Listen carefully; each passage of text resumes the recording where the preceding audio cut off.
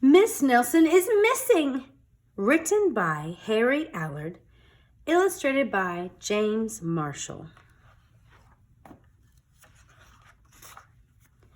The kids in room 207 were misbehaving again. Spitballs stuck to the ceiling. Paper airplanes whizzed through the air.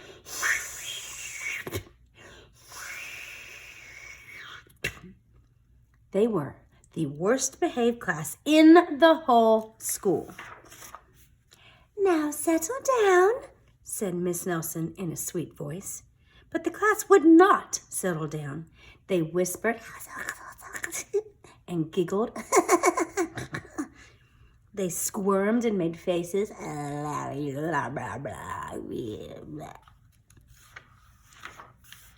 They were even rude during story hour. And they always refused to do their lessons. "Oh, something will have to be done," said Miss Nelson. The next morning, Miss Nelson did not come to school. "Wow!" yelled the kids. "Now you really act up!"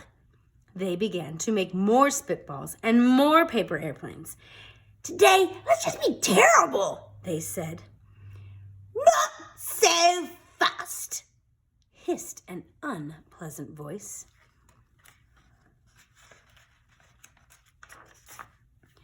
A woman in an ugly black dress stood before them. "I am your new teacher, Miss Viola Swamp." And she rapped her desk with her ruler.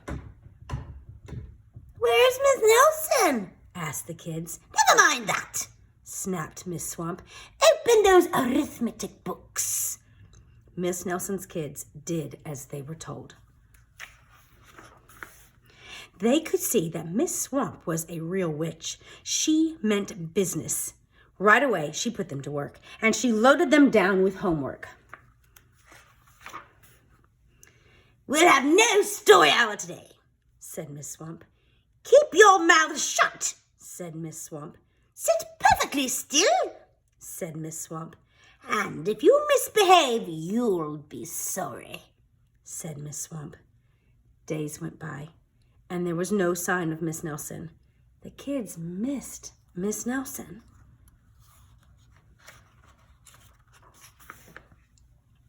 Maybe we should try to find her," they said. Some of them went to the police. Detective McSmog was assigned to the case. He listened to their story. He scratched their chin. He said, "I think Miss Nelson is missing." Detective McSmog would not be much help. Other kids went to Miss Nelson's house.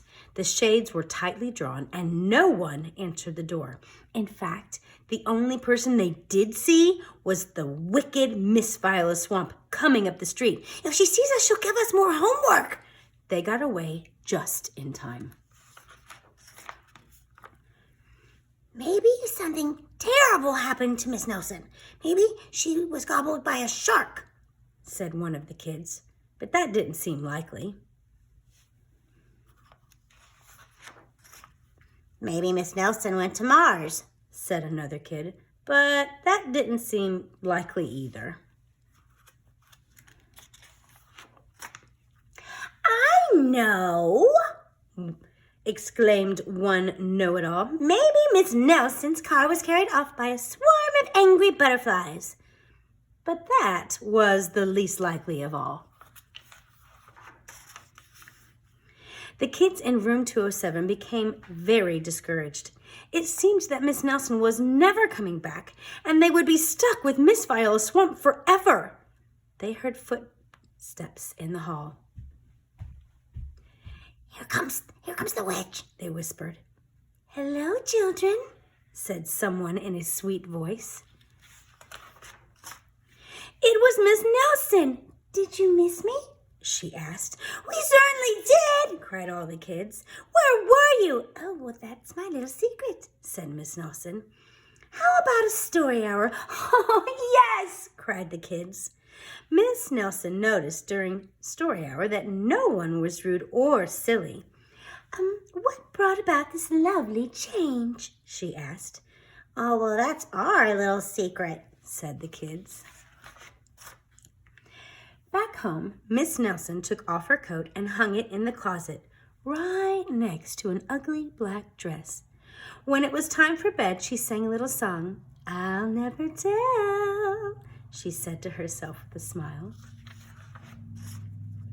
P.S. Detective McSmog is working on a new case. He is now looking for Miss Viola Swamp. Yes, the end.